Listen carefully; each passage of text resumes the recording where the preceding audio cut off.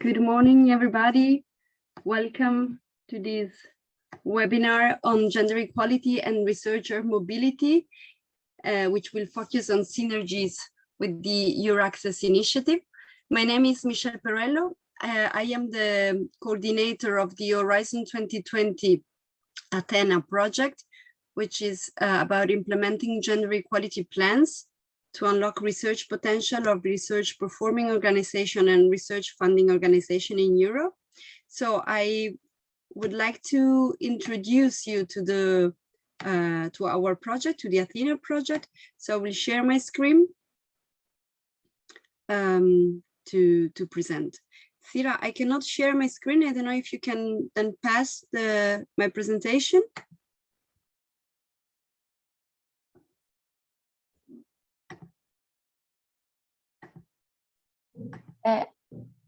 I guess you can send your presentation. Okay, thank you. Good.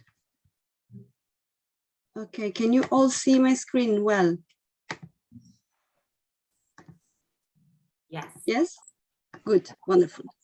Okay, so I will present you this project. We have started last year in February 2021. So we aim at the concrete main results we expect is to develop actually. So we are going to support and the development and implementation of 8 gender equality plans in 6 research performing organizations and 2 research funding organizations. But the project is not only about developing those gender equality plans, but is to generate a truly systemic institutional change in our partnering organization. And to achieve these and the topics of the gender equality plans focus on 5 different aspects. The first one is to ensure work and life balance considerations in the working conditions of both men and women which are working at our partnering institution.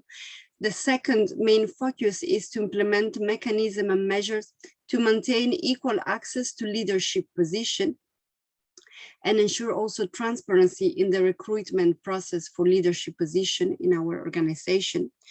The third focus topic is to mitigate disparities and accelerate women professional careers through a set of different activities, which include mentoring activities and other type of activities supporting a bigger participation of women and men in research. Then the fourth focus is to the integration of the gender perspective into research and teaching activities. And the last but not least important focus is to implement mechanism to identify effectively and respond to discriminatory action and or sexual harassment. So these are the 5 main areas around which the gender development, the gender equality plans and the sustainable gender equality support initiatives we are putting in place are developed. And the project, as I said before, started last year and will last for 4 years. You see here our consortium, which is composed of 6 research performing organizations, which means universities or research organization, and also 2 research funding organizations, so which are public agencies which are actually managing calls for grants and call for financial support for researchers. Within each of our partners, we want to work with different target groups. This is very important for the ATHENA concept. So we work with the high and middle management, researchers and professors, human resources professional, administrative staff, and also students on a voluntary basis. We need to work with all these groups since we want to achieve an institutional change.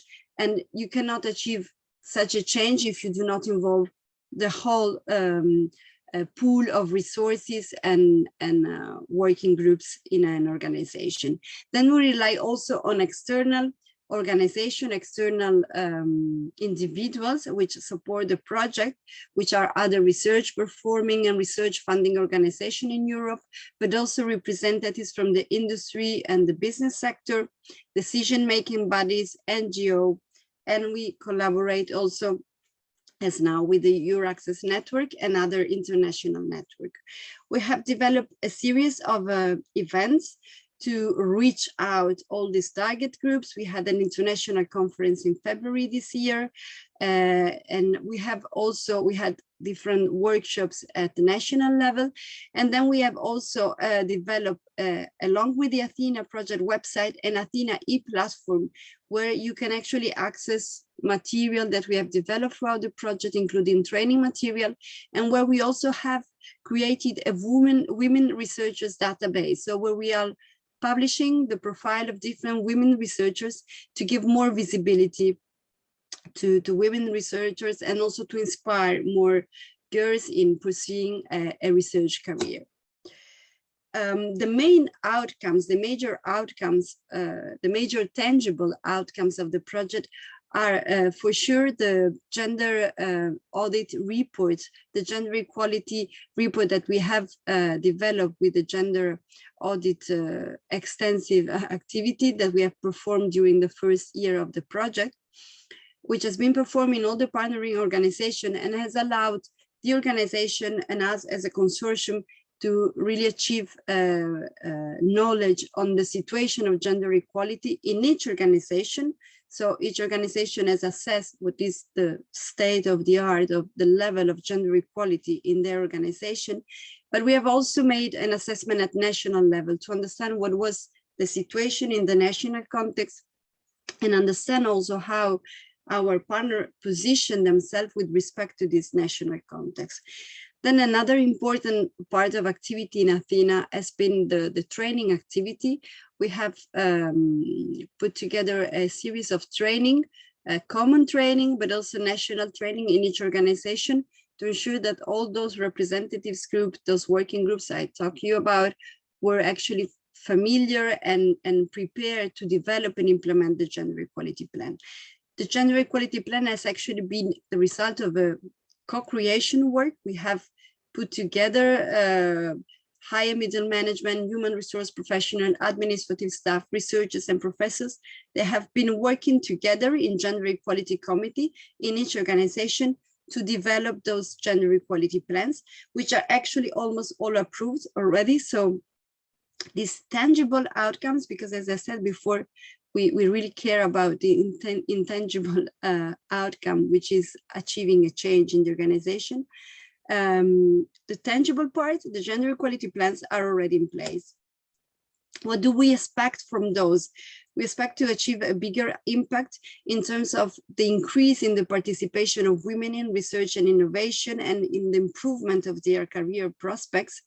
Also improvement in having more a gender balance in decision-making position in our partners organization, includes the gender dimension in research content and also increase the quality and societal relevance of the knowledge which is produced in these organizations thanks to the integration of the gender dimension, and also contribute to the achievement of the European research area by having more women participating in research and innovation. And as a matter of fact, when we talk about career prospects, mobility is extremely important. And this is why we are organizing today this webinar in collaboration with EURAXESS to see also the connection between activities striving for gender equality and activities supporting researchers' mobility. So I would like to thank you very much for your attention, and I will now stop to share my screen. Just 1 second. Okay, and I will now leave the floor to Angela Balzano, which is the MINDtheGEPs part of the MINDtheGEPs coordination team from the University of Turin. By the way, it's my city, so Angela, the floor is yours. Good morning, and thank you all for having invited MINDtheGEP to this important webinar. So first of all, I want to thank you, Cristina Solera, the professor that is the scientific coordinator of MINDtheGEP project. I'm here on her behalf, and the whole consortium. So your presentation before already gave a complete framework of how our projects work, because we know MINDtheGEP as ATHENA has an important overall objective that is elaborated, implement gender equality plan. So my presentation will focus, and let's see if I'm able to share my screen here. Can you see it? Yes, we can, Angela. So thank you.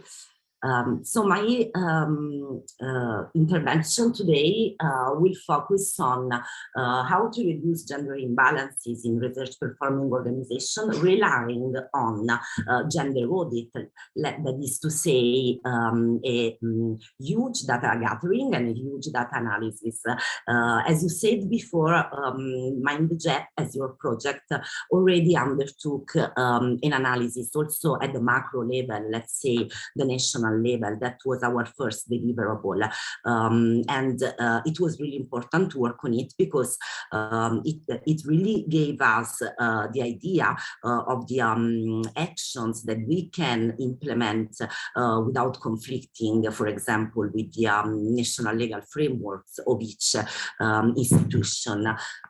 So just to give you the geopolitical framework of MINDtheGEP, you can see here that the University of Turin, in particular with the Center of Research in Gender Studies, is coordinating the project, and that in the project we have different kind of countries, let's say countries that are in the way of reaching gender equality, and countries that still have a long path to do. Let's how Italy, for example, is. So on one hand, we can find Ireland, the Netherlands, Sweden, and on the other hand, we have Italy, Serbia, Poland. We also have partners in charge of the monitoring and evaluation of the whole process of implementing gender equality plan, such as CAPENAI is. And we must elaborate 7 gender equality plans that we decided to organize them in 4 key areas. As you can see here, we do not only focus on the decision-making bodies, because we also have other 3 key areas: balancing recruitment and career progression, gender in research and teaching, and improving work-life balance. And I quote Perello intervention when she said that we need to address all the employees of a research performing organization. Otherwise, we will not be able to understand their proper needs, because they are different based on the different purposes in the organization. So we have students, professors, researchers, technical and administrative staff, and so on. Our gender audit do not consist only in a quantitative data gathering, because we put a great effort in the qualitative analysis, and that was motivated by our decision to avoid the so-called lead reductionist risk. It means we do not want to focus only on the glass ceiling, for example. That is one of the first important data that we all collect and analyze in our institution. But we also wanted to go deeper inside the expectations, not only the needs of the employees. So the qualitative analysis was fundamental for this aim. And we, of course, also wanted to position our projects in a way. We argue that the unconditional worker model is too often spread even in feminist positioning and movements. So to overcome this model, we wanted to understand from our interviewees which solutions they imagine for the gender equality plan. So I will focus especially on the last part of the qualitative data analysis here. This was our deliverable that we submitted just a few days ago, the report on gender imbalances at meso level. As you can see, there's a quantitative analysis, task 2.3, and there are 2 tasks devoted to the qualitative analysis because we elaborate different outlines for key informants and for early stage or advanced researchers. And at the end, we also provided a comparative portrait. So the data that I'm showing are taken from this comparative portrait. Of course, we have acknowledged what we already knew, that there is a low percentage of women when coming to top level positions, and of course we noticed that advancing in their career, women face more and more difficulties, and there is a glass ceiling index, of course, but there is also, and this is very important, as Ilenia Picardi pointed out in her pivotal essay, The Glass Door in Academia, there is also a Glassdoor index that we must tackle. Going very fast, we can say that there's a generally speaking, a lack in policies at the institutional level in the RPO, and especially, as we can see here, there are no policy, at least effective policies for recruitment and career progression. As well, there are no trainings, neither work-life balance policies. From our qualitative analysis, what we learned is, let's say just something about the sample, 63 qualitative interviews with key informants and 118 for early stage and advanced researchers. So a representative sample, let's say. What we learned is that there's a general gender blindness, of course, but when coming at the recognition of the problems, both key informants and early stage and advanced researchers underline that the real problem is in the penalty or in the parenthood, parenthood or maternity penalty. That is, I mean, that means that the criteria of excellence, that is the requirement to advance in a scientific career, is meant in our institution to be too let's say, not reachable, especially by caregivers that are usually in the countries included in MINDtheGEP, that are usually considered women. I mean, we know that dominant culture still consider women as the caregiver. So motherhood and parenthood penalty still, I mean, affect female careers, especially female careers. And this criteria, for example, the criterion of excellence based on productivity cannot really be reached by female researchers. Productivity meant both qualitative and quantitative aspects, of course, but quoting our interviewees, I mean, their worries are especially about the culture, the academic culture of publish or perish, that also affect the qualitative aspects of our work. I mean, a great emphasis on the quantitative aspects of publication can really do not correspond to effective and useful research. So to close, because I think I'm running out of time,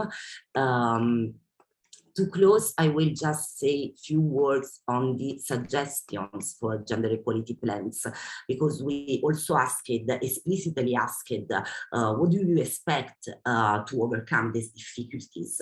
So both key informants and researchers underline that the real problem is the insecurity of the job market nowadays. So the first solution they had in mind is the need to increase income guarantees during periods of unemployment, the need to increase social protection for temporary workers. So precarization is the level, the real problem that we have to name in this way in the era of feminization of work. So precarization needs to be tackled, and universities, of course, in agreement with, for example, the Ministry of Education of our country. So university must provide bridging solutions. And to close, of course, also the improvement of the measures for the integration of life and work is an important one.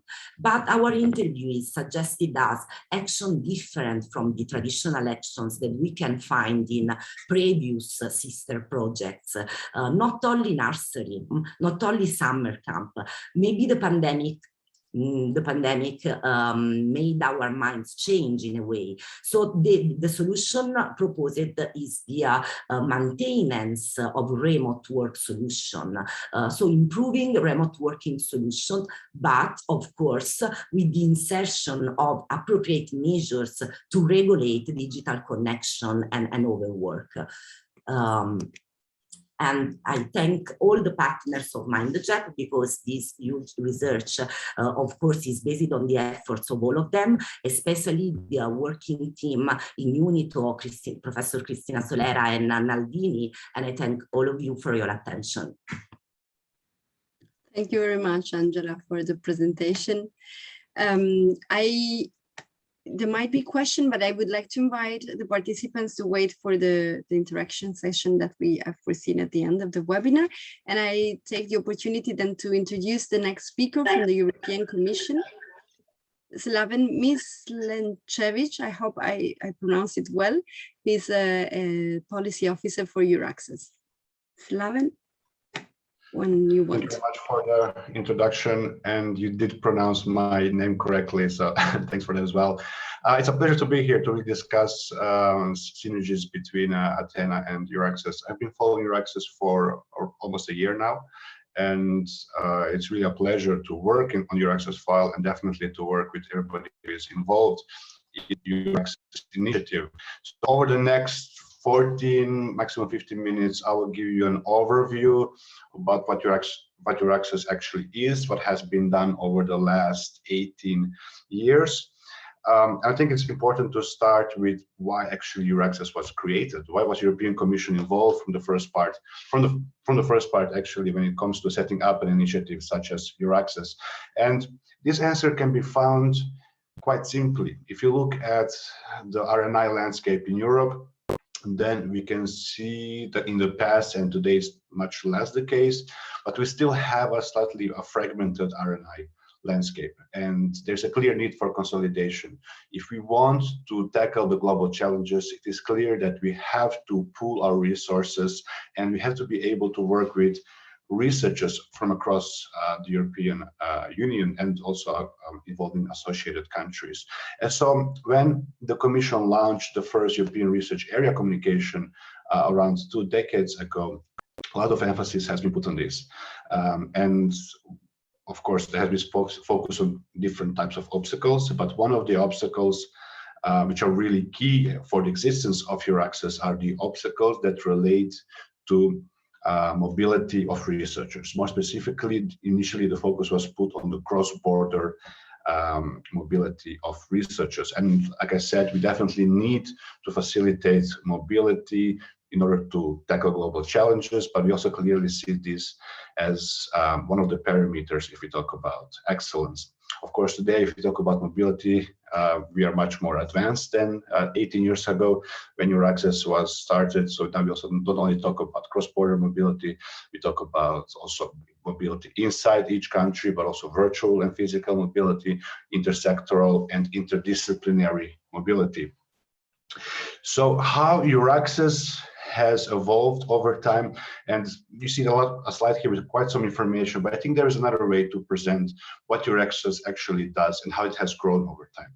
And for that, I think it's good to look at what actually is the perspective of a researcher, right? So, so imagine you are a researcher living in a certain country and you are open to opportunities in another country. You might want to leave your country because you think that research projects are more interesting, or it can also be for deployment and working conditions, etc., etc. Well, the first thing that a researcher needs to do is to find a job in another country. This might be quite challenging in the sense that often people are quite well aware about local employers, how to find jobs, local customs when it comes to employment, etc., etc. But when it comes to finding a job outside your country, it might be quite difficult to understand, to know which are the companies active there, which are the customs, how do you apply for a job, where do you find a job, etc., etc. And this is actually what was, I would say, the first big block of what EURAXESS has been doing. It's a job board which allows researchers to scroll to thousands of jobs in different countries as well, in a quite standardized look and feel. Of course, finding a job in another country and even being recruited, it doesn't actually end there. So we saw that when somebody finds a job and moves to another country, well, the integration process is extremely important. And this is, I would say, the second step of what EURAXESS does. So when somebody finds a job on EURAXESS portal or elsewhere, and they move to another country for their professional reasons, then EURAXESS can help them with integrating. Can also help them with moving there with visa requirements, for example, but also, for example, with having their diploma certified, but also finding local, finding accommodation, etc., etc. So I think these are the very first two steps of a researcher's, I would say, journey that EURAXESS covers. While this is already, I would say, a very important part of the work of EURAXESS, there's an additional step, which is even if somebody moves to our country and has been well integrated over some time, or perhaps already early, but once they migrated, there's a big chance that they would like to progress with their career. And for that, they will also need some support. That's why EURAXESS also offers career development support. And then perhaps a little bit more about the structure of EURAXESS. So it's important to make a couple of distinctions. We talk about EURAXESS, but nevertheless, like I said, it's an initiative of 18 years old. It has grown over time. It's a quite large initiative. I would say, if you talk about European research area, it is definitely one of the most successful initiatives over the last, I said, 2 decades. But first, it's important to make a split between what EURAXESS does in a virtual environment and what it does in a physical environment. So this is, first of all, there's a whole point. You can go on EURAXESS website, you will see everything that is actually being done in the virtual space, but EURAXESS is much more. So if you look at the virtual side of things, this is where you have EURAXESS portal. So EURAXESS.europa.eu. This is where you'll find a lot of information about jobs, for example, and also about general quality plans, etc., etc. But next to that, you have what you call national portals. As you can imagine, having, sometimes we have quite general information, which can be put on EURAXESS portal. But of course, each country has a slightly different reality. Just think of, for example, social, tax, and labor laws, which definitely requires to have country-specific information. And this is it's quite challenging to do this on EU level. That's why we have 43 national portals. So there are 43 countries that are involved in the national portals. So the EURAXESS portal and the national portals, I would say this is the digital space. Then, like I said, EURAXESS covers much more. It's just much more than just providing information and a job board. It also provides career development services, also integration related services. That's why you have this EURAXESS service network, which is extremely large. And I would say another fourth branch of EURAXESS, which is perhaps a little bit less relevant for today's discussion, but this is a part of EURAXESS that operates a little bit differently, and this is what we call EURAXESS worldwide hubs, and I'll come back to that in a couple of slides later. So if you look at the central EURAXESS portal, like I said, it's quite a large portal. So we have more than 19,000 registered organizations, more than, I think in meantime, it's more than 80,000 registered researchers that are using the platforms, more than 80,000 job offers published yearly on average. And if you look at the average monthly page views, it's around 2 million views. So this is quite significant. And if you look at where these visitors come from, well, Europe is well represented, but it's important also to note that around 40% of visitors come outside Europe. Then if you go to the 43 national portals, and you have here the list of all the countries that are part of EURAXESS, on these national portals, you'll often find country-specific information. You also find a lot of information about the context about this service network. Like I said, there is a wide network of organizations, of individuals providing services to mobile researchers. And what is important to flag is that this network is, like I said, pretty big. So there are more than 600 service centers. There are 18 topics of support at this stage. This also might be developed. This also might increase in the future. And overall, these 600 plus service centers handle more than 450,000 requests yearly. So this is a lot of work that is being done by these service centers. And I said I'll come back regarding EURAXESS worldwide. Well, like I said, less relevant for today's topic, but it's important to note that also outside Europe, or even outside the countries that are associated to Horizon Europe, EURAXESS has basically physical offices, relatively small in size per office, but nevertheless geographically quite well distributed across the world. So there's an office in Africa, Asia, Brazil, China, India, Japan, North Korea, Latin America. And actually the latest one is the African hub. And what they do is there's a lot of events. They promote Europe as a research destination. They facilitate networking between European researchers and non-European researchers, or between non-European and European research performing organizations, etc., etc. From the policy side, if you would now look at EURAXESS, and if you would go to the latest documents from the European Commission, when we talk about EURAXESS, often you will see there is a reference made to something what we call ERA Talent Platform. To simplify things, we see that while EURAXESS has progressed tremendously over the last years, there is still quite some space for improvement. For example, through synergies with ATHENA, and all of these developments we put into this what we call a big initiative called ERA Talent Platform. EURAXESS will remain there, but it's just to flag this big revamp of the entire EURAXESS initiative. So you will hear often this term ERA Talent Platform, but please do not be confused. We are just talking about EURAXESS and a couple of other initiatives that fall under this umbrella, but which are already part of EURAXESS, such as HRS4R, which my colleague will address shortly. Then if you talk about the gender, which is really the point of today's discussion. So of course, also EURAXESS has been involved in this topic, and there's already some information which is final. So first of all, there is a dedicated section on gender equality plans. You can see the link on the website. You can see it on the slide. You can also click on it. So it contains basically the very basic information about what gender equality plans are, also the role of gender equality Horizon Europe. There's also an overview of all the challenges and possible solutions. It's also an environment to share best practices, and also information about how to set up and implement gender equality plans. You can see it also as a kind of an inventory to the other initiatives. So for example, there's also quite some information about the gender equality strategy 2020-2025. So this is already finished, this section, and you can already see what EURAXESS is offering. Of course, there's also something which is in development, and we call this informally now EURAXESS Gender Hub. which will be really finalized in the coming months.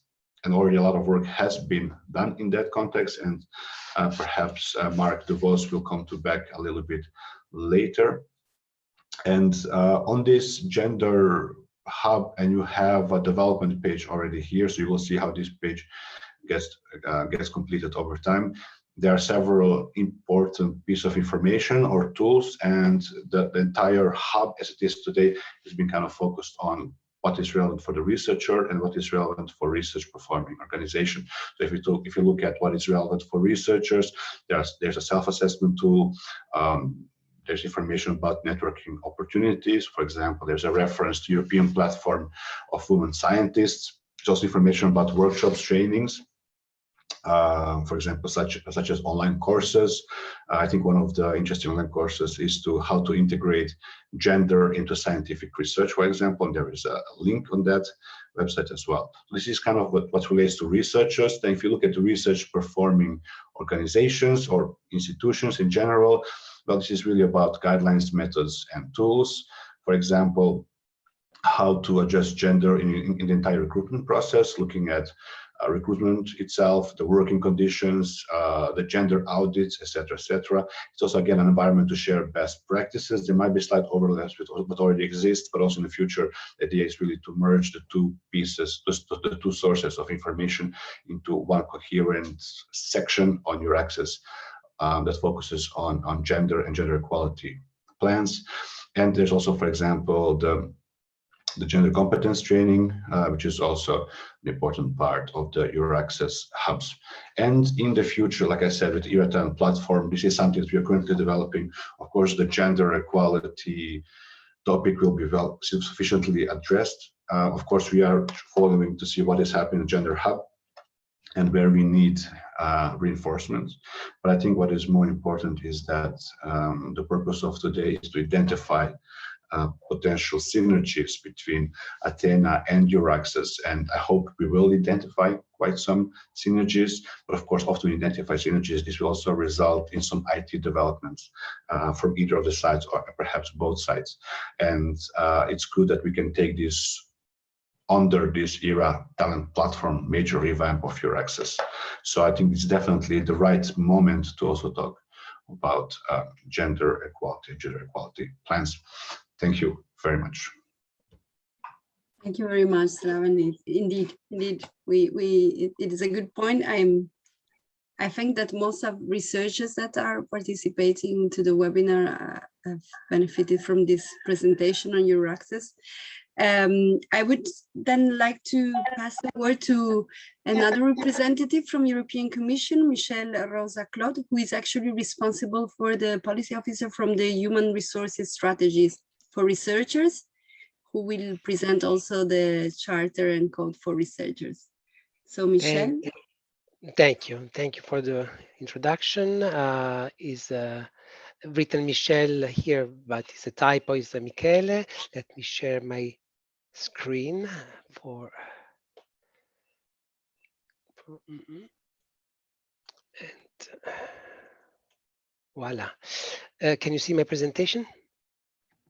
Yes, we can. Yes. Okay.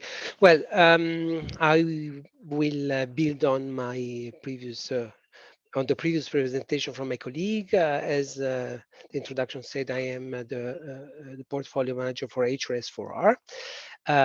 Since 2 years, it's a very exciting position because unlike from EURAXESS, we are working with 40 countries, over 40 countries, and a high number of institutions participating. The HRS4R is developed and exists within EURAXESS and will be an important part of the talent platform as well. So it's a part of all this development. Let me start the presentation. The following 20 minutes, I will try to explain to you what is the Charter and Code and the HRS4R and why it is actually relevant to this webinar. What are the links which are to be taken into consideration in dealing with the gender equality plans. I will be rather fast, although there are many slides. 2005, everything started 17 years ago with a recommendation from the Commission on a set of principles bringing the researchers at the forefront of the entire process in Europe Priority 3. The Charter and Code is split in two main parts. One is dedicated to researchers. The second is dedicated to the recruiters of the researchers. And I would like to underline that it addresses all researchers from every discipline and every sector. So transsectorality and interdisciplinarity is for us extremely important. Basically, working condition, recruitment, career development, and ethics represent the four pillars on which all that was at the time developed. And on these four pillars, we have a set of 40 principles who are distributed on and covering the several aspects of researcher careers and researcher's life. One of them I would like to point out was gender balance, and is coupled with the non-discrimination principle. At the time, 17 years ago, the terminology, the political terminology, the technical terminology was gender balance, but as you will see further down in the presentation, this is changing, has already changed, and we are transforming the Charter and Code in the direction of gender equality and aligning to GEPs. In 2008, the Charter and Code got complemented with a mechanism of implementation, which is the HRS4R strategy. And what is it? The HRS4R strategy is a voluntary, structured, and monitored auditing mechanism procedure based on a series of action plans. The first one presented on the base of a gap analysis, action plans and assessment in a cycle of 3 years assessment. Here is a short graphical depiction of the cycles of the Charter of the HRS4R. It will be too long and to get into the particular details, but basically every 3 years, every institution has to submit an action plan and is assessed in the context of the action plan towards the implementation, the 40 principles of the Charter and Code I just mentioned. 2014, I can go ahead, but there are some strengthening elements inserted in the model grant agreements for each 2020 with the best effort obligation for beneficiaries. And I probably, yes, just a minor mistake on the slide. In 2017, we have the introduction of something new in the process, meaning a checklist assessing the open, transparent, merit-based recruitment system of every institution. This is a checklist that is separate but part of the internal review, which is assessed in occasion of the various phases of the HRS4R. In 2018, that's an example of the OTMR. In 2018, we introduced the e-tool. So everything is managed only via the e-tool, which is found under EURAXESS. Now, why shall an institution find interesting, important, relevant, beneficial to undertake this process? There are many reasons. This has been collected from the input given by many institutions and many experts with a conversation with various institutions within the assessment. The first one is the process itself, meaning that the HRS4R provides a framework for institutional strategy. The second is obviously the visibility and internationalization, because HRS4R, well, the successful progress in the HRS4R authorize the use of the HR Excellence in Research award logo institution, which is publicized under EURAXESS. Every single publication in EURAXESS from an institution who is successful in the HRS4R process can display the HR Excellence in Research Award logo, and the applicants have an immediate visual reference to the fact that there is a an effort from the institution to comply with the 40 principles of the Charter and Code. Improvement and progress, attraction and mobility, as I mentioned before, one of the pillar for the HRS4R, the Charter and Code and the HRS4R strategy is brain mobility, and national, and the funding can be national or European fund. Why should it be relevant to us? Because one of the principles, gender balance, is explicitly stating, now here is the shortened version of the principles. Of course, it's longer.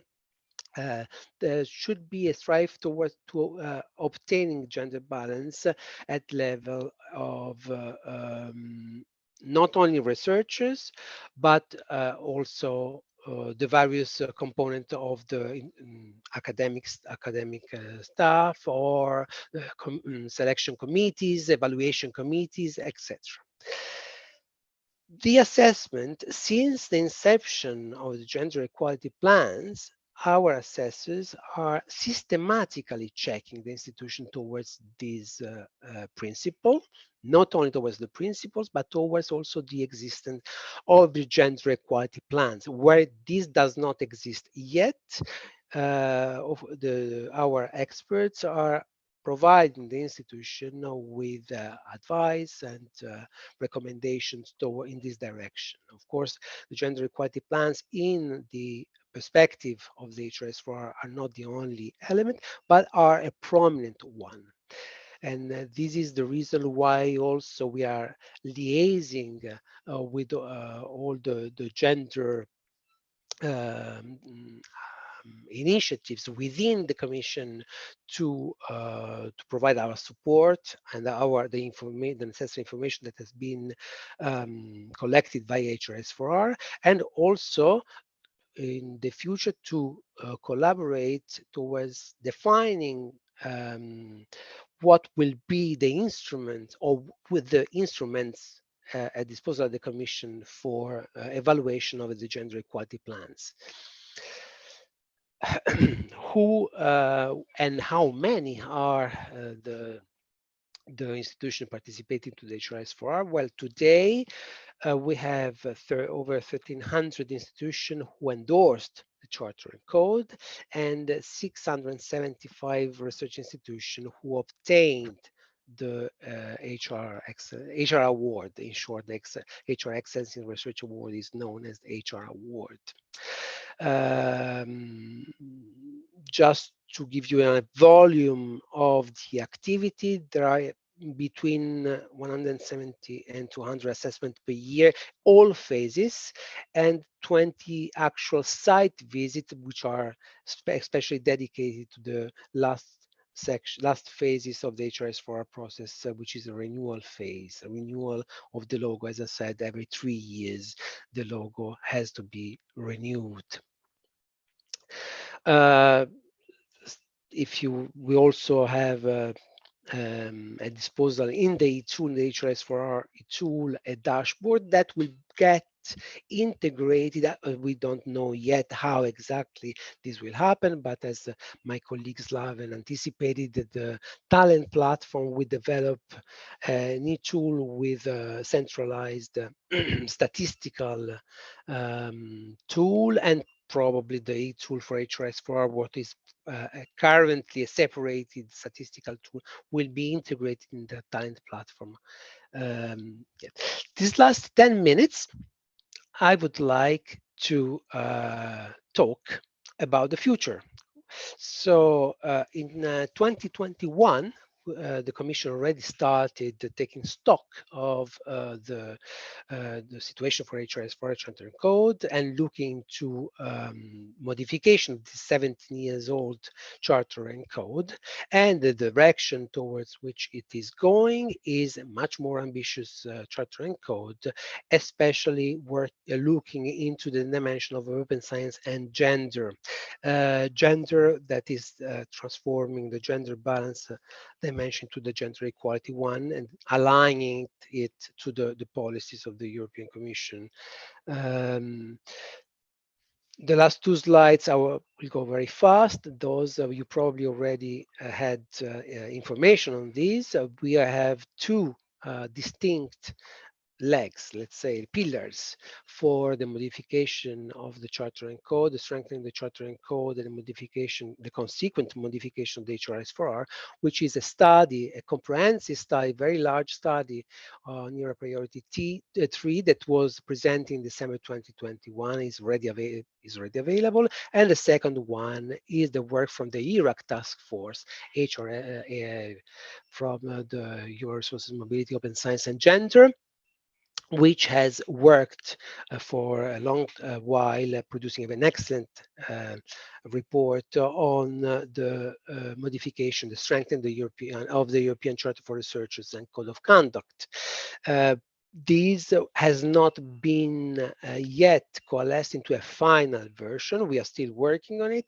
Very likely it will be simplified, actualized, and the number of principles will be reduced. And hopefully within the next year, we will be able to produce a final version that will be brought to the attention of all the stakeholders. And with that, I am concluding my presentation, and thank you very much for your attention. I am at your disposal for any question, of course. Thank you very much, Michele, for your presentation. I thought you were French. This is why. No. my thick accent gave me away. I'm Italian. Thank you very much. I think we really had very interesting presentation from all the speakers, and I start already thinking of synergies and missing elements, so that we could for sure elaborate during the discussion. During the discussion, we will have the pleasure to count also on the participation of Ivana Radinova from the Ministry of Education and Science of Bulgaria, and Mark DeVos, who is the EURAXESS bridge head for Denmark. So I will invite you to have a short break of 10 minutes as foreseen in the agenda, and please use the break also to think of question or topic that you would like to see addressed in the discussion. You can also write those in the chat while you're taking your coffee if you wish. So we come again in 10 minutes at 11:05, and see you later. Thank you very much.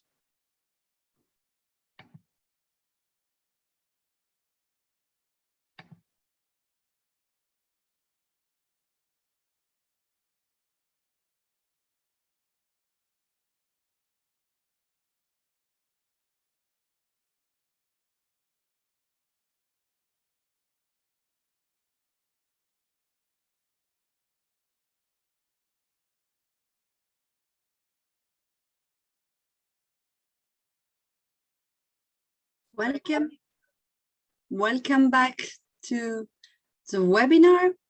I hope you enjoy your coffee and had time to think about how we can foster synergies between EURAXESS and our gender equality project.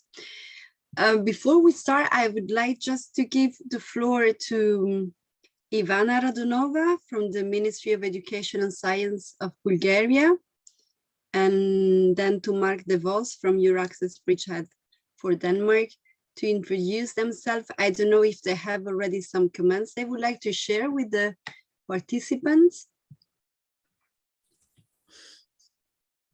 Well, hello, I'm Ivana. The good thing is that what you see behind me is not a photo, it's a real environment. I'm I'm enjoying my holiday, to be honest. So this is what I'm saying just to stress how important the ATHENA project for us is. I accepted the invitation, although I knew I would have been in holidays. And this is a remarkable reason also to be here for the holiday, because we celebrate a very special event here in Bulgaria devoted to one of the people that revived our country more than 200 years ago. So there were big feasts here, and this is under also, it is included in the UNESCO calendar. So I'm not saying this because, sorry, I got a little bit touched for what happened here, emotional, of course, but I'm saying this not without a reason. I would like to make this connection between two of the events and between the ATHENA project and what we have here as a long tradition. Because here in Bulgaria, what is interesting and what is important is that our educational system was established in the end of the 9th century and never stopped working, although we passed different historical events and so on and so forth. And what is very interesting is that both boys and girls were very welcome to this educational system, and it happened all the time. So to be honest, before my participation in the ATHENA project, I didn't realize how important it is to ensure the equity in the participation in science, in education, and all the activities, both for women and men, because here we don't face such difficulties. Our national attitude towards any discrimination is very sensitive due to certain historical reasons. We very much strive to ensure normal environment for all and equal access for all people without matter of gender, race, ethnicity, religious principles, or whatever. This is also written in the Higher Education Act, in the Development for the Academic Staff Act. These are the both acts that make our higher education system working, the framework actually. So this is established. Of course, there are some moments that we need to work more, and this is already happening in the schools, because if we want to prevent the mistreatment of people, we start to prevent it from the very beginning of the human life. And this is something that we have already in our school curricula and in university curricula and so forth and so on and so forth. But after my participations in the previous ATHENA events, I realized that it is very important to have all the people that can contribute to the common, how to say, achievements to be welcome in the environment. And that is why we were very happy to see the plan of Russia University for gender equity. I think they adopted in May 2022, last month. And what I know is that they're going to share it with all the universities here, which is good, is that the rector of the Russia University is also the vice president of the rectors conference here in Bulgaria. So it will be very easy to distribute this, this action plan. And there you can see that everybody is welcome. And it is open not only for Bulgarian citizens, but also for people and women, especially throughout the European Union, and also for third countries, which is also very important. We are open to welcome each person that would like to have even a job place or to work in a project here. You can see many women in science in Bulgaria. in leading positions, and not only in disciplines like arts or pedagogy, but also nuclear physicians, which is something interesting, of course, and it is dated back to the 40s of the last century. So we have a very long tradition to have women in science. We have professors, we have academician women here, and this is what we would like to share with the academic community throughout the Europe, and not only Europe, of course. We are open, as I said, towards all the countries.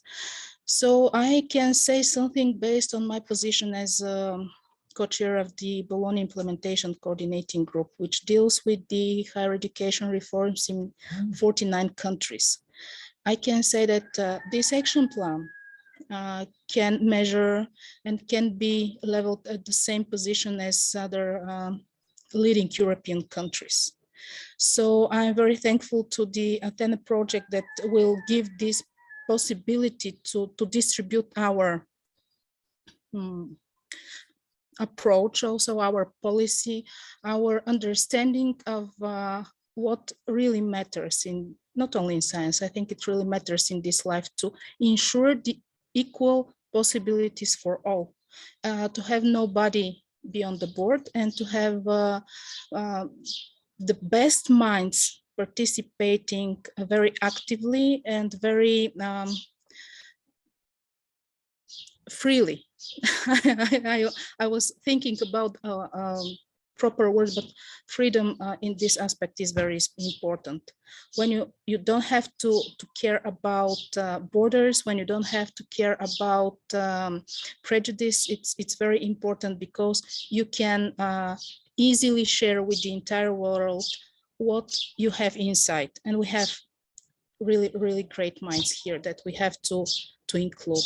So also what EURAXESS does is seen to be very important, because it will help, of course, in European perspective, to have this not only common approach, but to have this in the reality. I said it many times before. Sometimes we have wonderful papers and nothing is implemented in the reality. This is something that I can see as a working instrument, and I believe that it will happen like this. Thank you very much.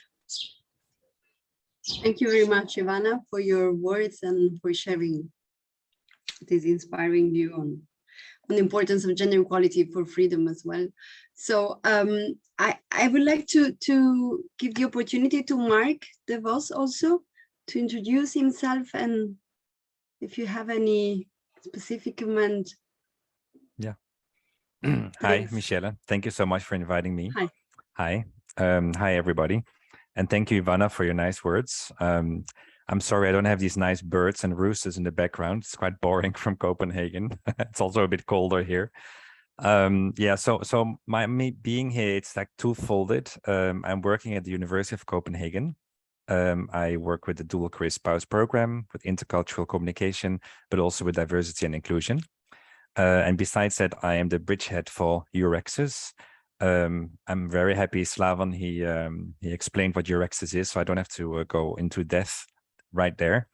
But every 43 country, they have a person, either a university or a research council, who is the entrance towards the country, and I'm then that bridgehead for Denmark. So all the information I receive, I disseminate it to all the other research institutions and universities here in Denmark. And in this case, in EURAXESS, I'm a task leader for a project which we call Gender and Overview and Learning, and we try to work very practical. So we have 3 items in our task. One is to give an overview, and Slaven also already mentioned the link. And this overview, we find it necessary because within EURAXESS, we have a huge network. A lot of people are interested, fortunately, working with gender and equality. But there's this huge forest of information, where to look, where to start looking. And when you go on the net and you write gender, I mean, there's so much there, which is great. But at the same time, it's also confusing where to go. So we try to make an overview which is relevant for the EURAXESS centers. And those people working there are in direct contact to the researchers and their families. So that's kind of the entrance we are trying to reach, and we will be ready during this summer. So 1, we had the overview. 2, we did focus group interviews in 4 countries, in Iceland, in Austria, in Sweden, and in Denmark. In total, we spoke around with 50 different people about gender equality, and we tried to find out what are the issues, what is important for the researchers. And based on that, in the beginning of this month, we organized a webinar, and this was about reality versus practice, like policy versus reality. Because what we realized in the focus group interviews is that a lot of people said in the countries, Iceland, Sweden, Denmark, and Austria, there's a lot of practice in place. Like in Copenhagen University, we have been working with gender equality plans, we call it differently, for many years. But still, if you then ask the people, so is it working? What are you doing? What do you feel about these plans? Then there's still a lot of work to do. And I was also really happy this morning when Angela, she mentioned, for example, parenthood, penalty, and publish or perish. And of course, those were also the topics which came up during our focus group interviews. So that was a very short introduction. So thank you so much for inviting me, and let's see what other people would like to discuss today. Thank you, Mark. Thank you very much. It has been interesting also to know about this network. Indeed, I think EURAXESS, when I remember accessing it as researcher, I also had the impression there was a lot of information. So I think having like national representative is really useful. I would like then to give the floor to the rest of participants, but during the presentation, one thing came to my mind thinking of synergies, and is that in the case of ATHENA, and I don't know in the case of MINDtheGEPs, but we don't really address the issue of mobility. So when talking about gender, and I think it is really important. So as being a researcher, being a woman, being a mother, I think that it makes the difference if you have to consider a short or long mobility, for instance, to another institution. And I realized that in our project, we didn't really think about it. So maybe this is a point to consider also for the next call of the next gender equality plans project that will be supported. So this was just a thought I wanted to share. I don't know if there is any other participant who would like to contribute. You can raise your hand or write in the chat. While people are thinking, I can just say something about this mobility, the connection between mobility and gender. What we find very interesting while working with mobility and researchers is that a huge part, of course, is people moving from A to B, and some take their families with them, either children or husband or wives or whatever the combination is. And that is an interesting topic, I find, if you think about mobility, because when 2 researchers move and one gets a job and the other one doesn't, unfortunately, still, it's often the females, they just move with the males while they have the job and they sit in the country, and then now what? Continuing my research career, but I don't have a job yet. How to find that job? And that's where dual career help comes in. So I think that's an extra touch on the mobility and gender, because unfortunately the numbers they show is that, yeah, the people moving are often the males, and depending what kind of relationship it of course is, but the people with the jobs, they move, and the people just coming along, what about their research career? And it's a huge issue, and it's a huge need of helping people in this situation. So I hope I filled up some time so people can come up with more questions. Thank you, Mark. You really get straight to the point, because that was what I wanted to raise. And I was thinking that when we develop the gender equality plans, we think about how to ensure gender equality within our organization. And we have not thought so far about how making more gender equal organization for external researchers, for instance, coming to our countries. So this is indeed probably a very important issue to address in the future. Okay, we have give you a lot of time to think about synergies, or if you have doubts or questions or something that was not clear or you think should have been addressed. It's always also difficult with the webinar tool because we do not see all. I'm come from a country, I'm originally from the Netherlands, and we hate silence. And some people say, oh, you talk all the time. But in case like this is good, let me fill up a gap while you all think. Give us some questions, we're here for you. What I wanted to say now. Yeah, the synergies, because we are working with this overview. So I really would like to tell you, if you have any links in your project or thinking you find, I'm working with this project, people within EURAXESS, because EURAXESS network is huge. We work with so many researchers. If there's something you find interesting for us to know, and if you would like us to link to it, could you please send me that information, or maybe send it to Michelle so then she can send it to us? Because that's one of the big synergies I'm thinking about. When we make this overview, I mean, we don't know everything. How can we? So for me, this is a great chance to tell all of you, okay, if you have information, if you would like to share that, tell it to us, so then we can link to your project or your initiative on our hub for gender and equality. Thank you. Thank you, Mark. We will for sure share info from ATHENA, and if we know from anybody else, we will pass you the information. I saw a question in the chat from Daniel Pavlov from Rusa University to Ivana. Say, do you think that the Bulgarian educational system provides sustainable equal rights between foreign researchers, females and males coming to Bulgaria? And Romana also has a question: what kind of support specifically do you offer for researchers that move with their partners but don't have a job abroad? I suppose, Romana, your question is for the EURAXESS team or from another organization? While you're right, yeah, for EURAXESS. Okay, I don't know, Ivana, if you want to answer to the question of Daniel, if you think that in Bulgaria, there are like the educational system provides sustainable equal rights for researchers from abroad. Well, to answer Daniel's question, there are specific things that at a national level we are considering in order to support the researchers, not only the ones that come from abroad, not only the foreign ones, but also those that have graduated in foreign universities but would like to come back to Bulgaria. To be honest, there are big differences in the salaries here, and many people that would love to come back or that would love to work here in Bulgaria, and not only because of the natural environment, but also because of the interesting topics that scientists work here. They are, how to say, discouraged because of the salaries, to be very honest.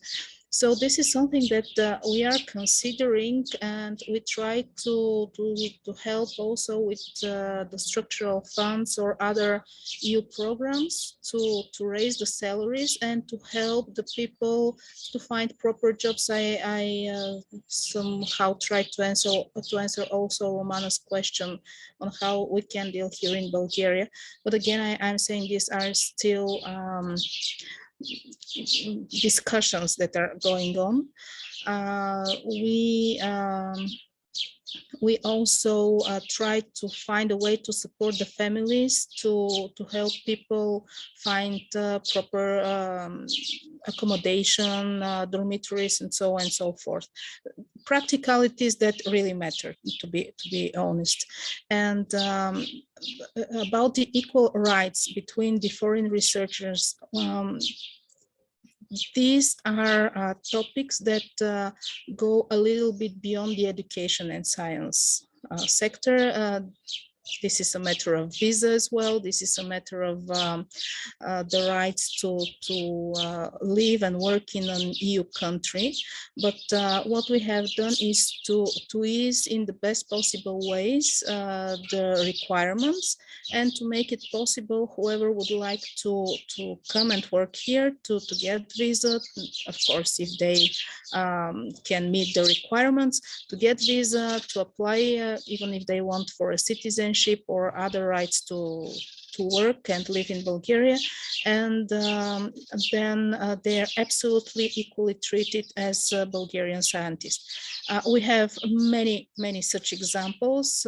For example, we have number of I can say leading professors or leading professionals in their spheres, especially in the field of medicine or engineering science, from Syria, from Greece, from some African countries.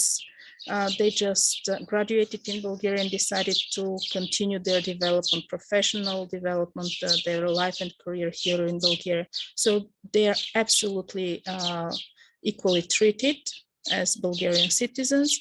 They have the same rights, they benefit the same things that the Bulgarian scientists benefit. Now comes from to my mind a very clear example for a professor from Egypt. The entire country knows him and works with him, although he is a specialist in a very specific sphere. But he's very well known. So this is what we have done. In terms of educational and science sector, it is very widely open. It goes to visa. Thank you, Ivana. I don't know if anybody from maybe Slaven or Michele, you would like to answer to Romana's question about the support you offer to researchers that move with their partners. I will start with this, and actually I think that the person very suitable to answer this question will be Mark, because his other hats, not one of the BHO, but as looking at the University of Denmark, I mean, I think the University of Denmark has been very active in this domain, and they have done a lot of things quite recently as well. But quite generally speaking, so first of all, the support EURAXESS is offering when it comes to support to spouses, for example, and this brings us in the topic of the dual career support. First of all, this varies slightly from country to country, but often you can think of, for example, collaboration and networking events. I remember, and then this is one from Copenhagen, but I believe there was international dual career networking event. But you also often have online social events, collaboration networking. Also, there are often webinars organized. I think what's also very important from your EURAXESS side is the career counseling, which is really one face-to-face. It's also about integration. It's about what to do about the cultural shock, etc. So, but actually, I will give perhaps the floor to Mark, because he can then tell us concretely what has been done in Denmark. Thank you, Slaven. Thank you very much. It is a very good question also when you ask the whole EURAXESS network, because we are so diverse. So some people at some universities, they don't do anything because of resources. Some do a lot. At Copenhagen University, we are lucky because we have 1.3 people resources working on dual career services. So we have some resources, but at the same time, it's just 1.3 people. So within EURAXESS, we had several projects working with dual career services and also showing other people, so what do you actually do? So we had different concrete projects where we both looked at who is doing something with dual career services, sharing this with each other, writing a report, giving good tips and tricks. The next project was a twinning project where we invited everybody within the EURAXESS network and come forward. Do you do something? Then you can show people who don't do anything, and the other way around.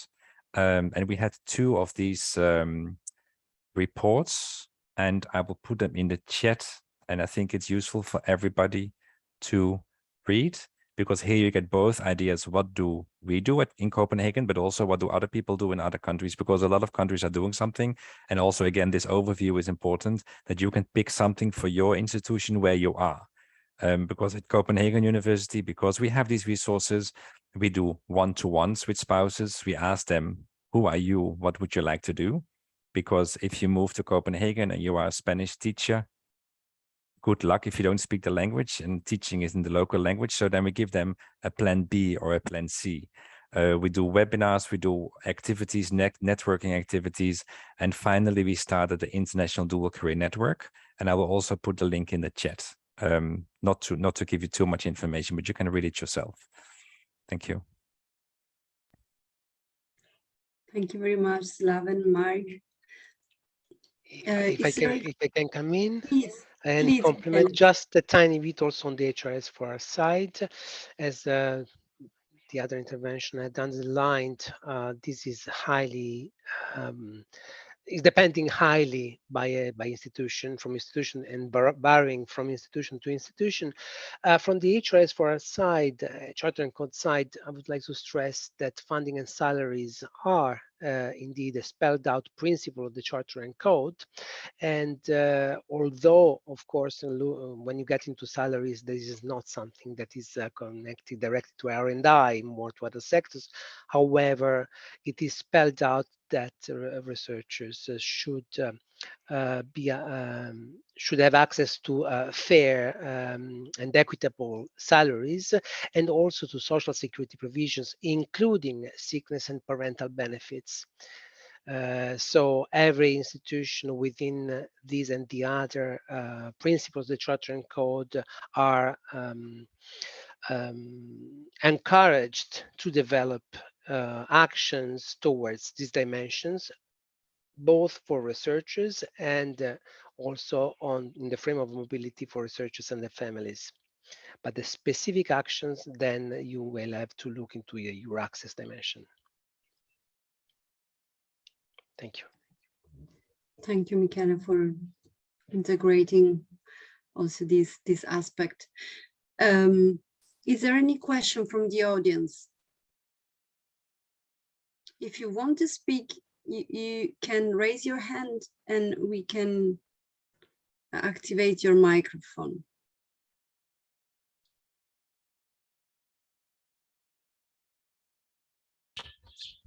Can I just say something that came to my mind listening to Mark and Michele?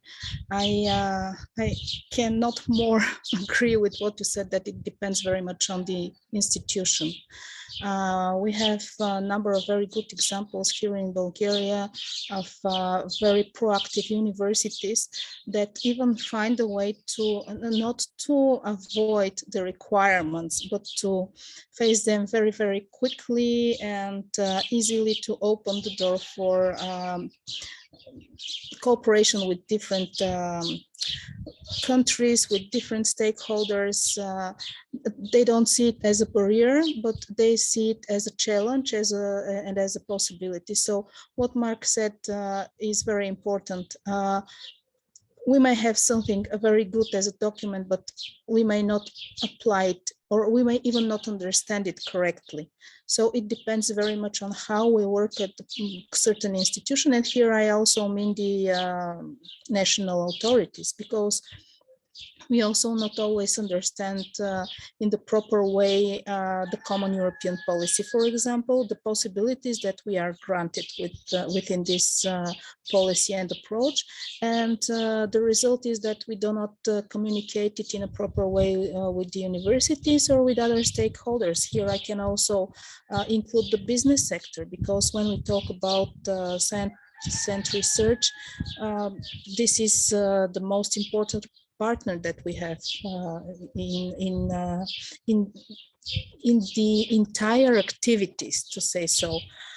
So this is something that we also have to consider, how to raise the awareness, but how to make it properly understood and properly implemented afterwards.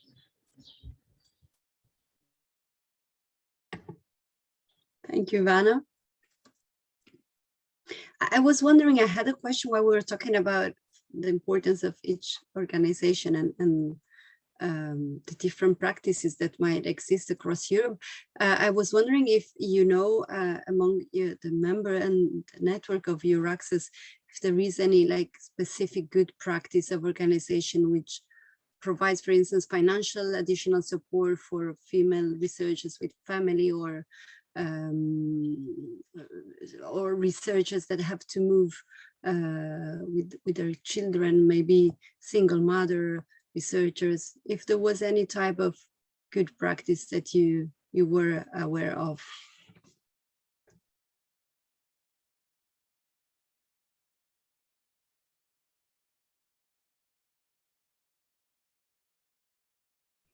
I suppose there is not. I will break the silence. Oh, no. Okay, Slaven, you want to come in? No, actually, I'm just going to share. I think this, I mean, we're talking here about the, we're really focusing a lot about on dual career, but on general, when it comes to the best practices, when it comes to gender equality plans, etc., I think there is a nice overview on the EURAXESS website already, and I've shared the link. Quickly scanning through the list, and there are quite some. It's also geographically quite diverse where these best practices come from. Unfortunately, I do not see one that is specific on dual career, but nevertheless, I want to share this link because it might be useful for the other aspects of today's discussion. Yeah, in the brochure I shared earlier, there you can see all the good practices of dual career services, so they are in there. And that's, again, as Slaven said, the website he just shared, I'm responsible for that in our task, and our goal is basically, sharing is caring, so give it to all of you. So if you have any good ideas, please share it with us, because then we can also put it there. We need to be a little bit careful not to just dump everything in there, because then it's the same situation as before. Then we have this used forest and you cannot see any trees in it. So we, of course, we look at it and see how can we combine it. But if you have good advice or good links, so send it to us.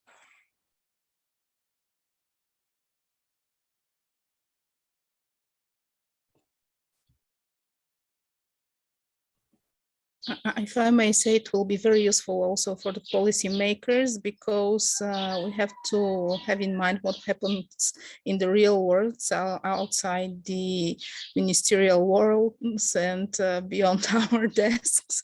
So I again have to thank you all for this project idea, because it not only gives food for thought, but also brings together different perspectives and different expertise that may be very well combined for very fruitful results. So yes, please share. I hope that we will be like in a network, that we can share different approaches and new ideas. Is it correct?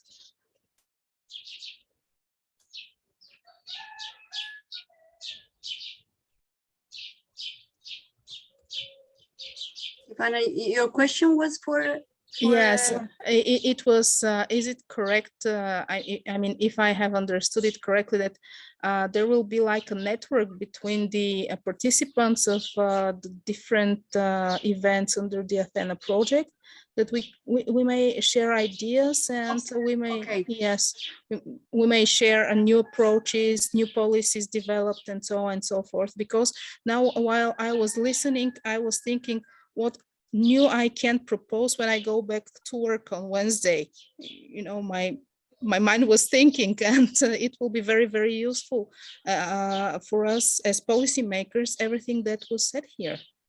Yeah. Okay, as for ATHENA, I can tell you that on the platform you can share, we have a specific section where we can share practices and experience. So this is a place within ATHENA, but I think that, as Mark suggested, we can share also among the participants all the material or other example that we have developed experience.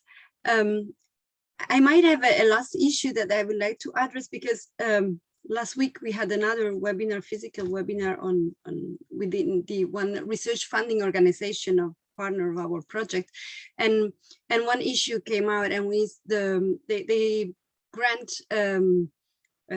financial support to researcher, postdoc or doctoral candidates, as well also for innovation project to companies. And of course, one issue that came out is the issue of meritocracy, how you value, for instance, application of a researcher, and many times criterion is of, for instance, the number of publication of scientific publications.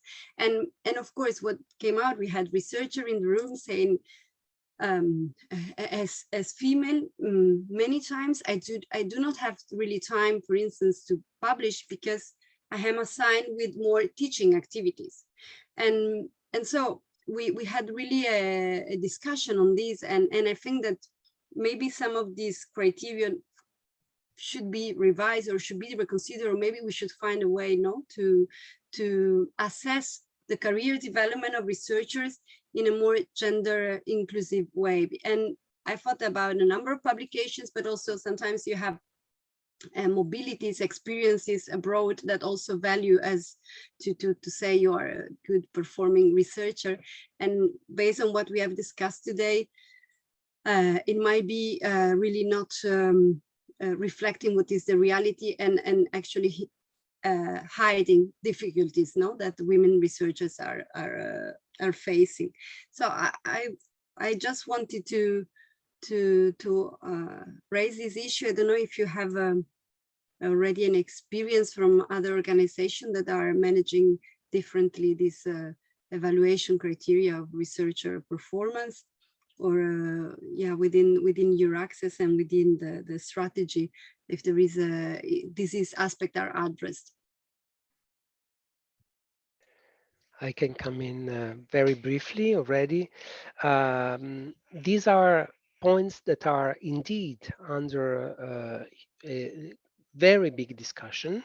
They will be now, of course, Slaven will come in after me, but on the dimension, limited on the dimension charter and code, this will be completely integrated, this dimension, in the strengthening the charter and code, both the number of publication and also a complete reorientation of how SCV is written and interpreted by institution. Gaps should not be considered simply lost time, it is something else. And there is an enormous discussion on that, and the points are very many. I was trying to find while you were talking the publication I am referring to. I don't find it, but already in the action tree study that I was mentioning in my slides, you can find the mention of it in the last, or the penultimate, on the one before the last slide.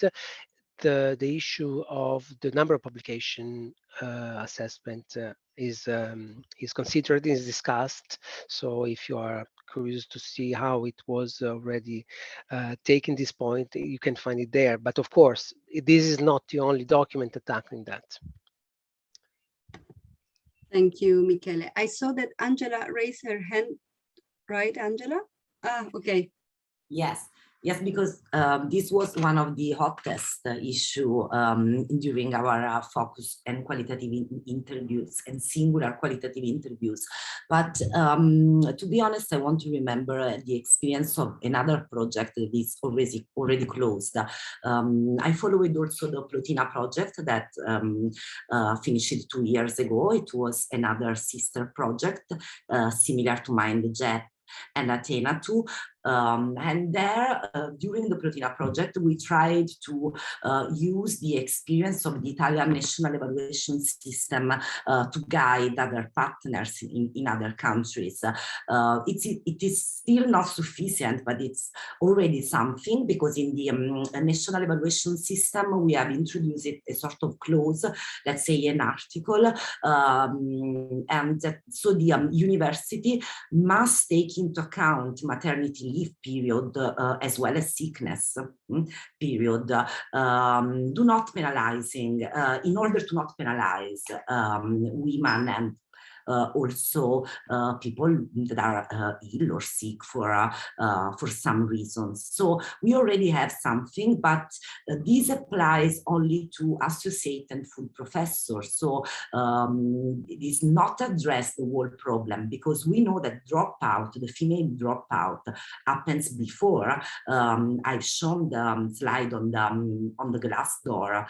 So we must do something for PhD and research fellow students and researchers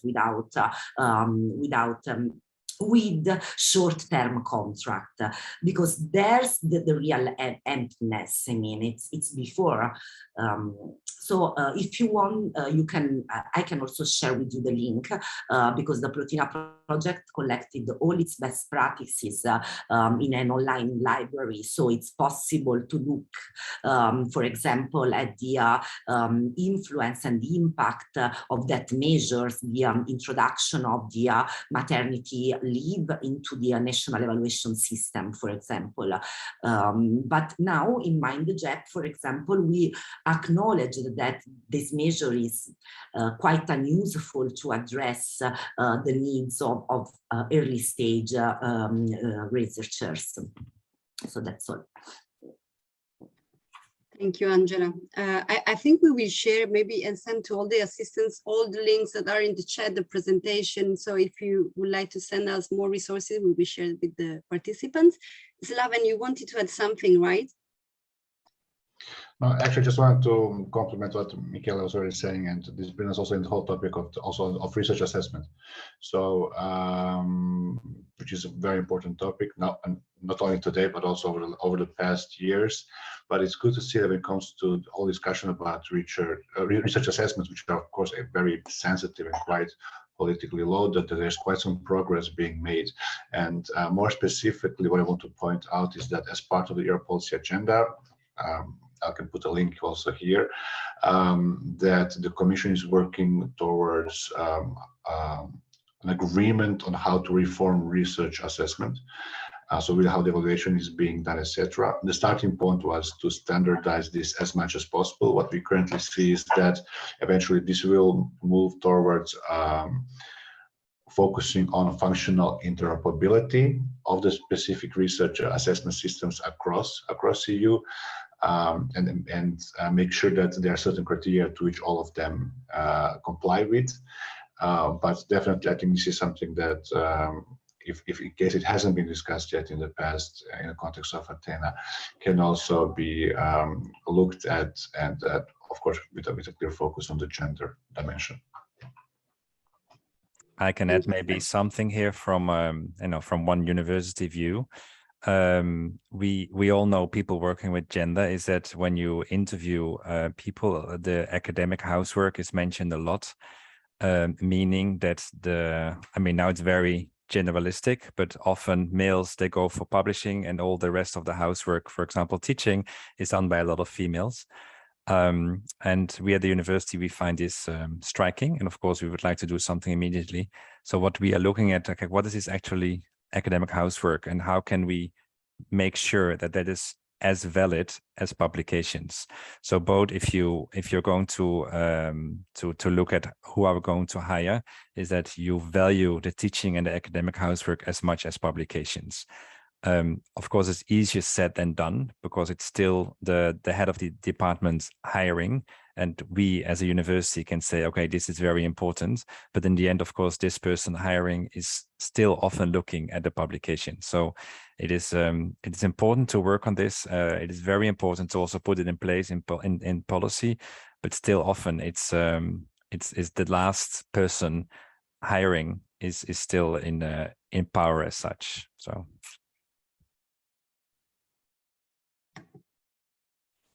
It's on the move. So I think that at least, yeah, if there is awareness of these aspects, we are starting the process. I don't know if there are any other comments or questions from the participants.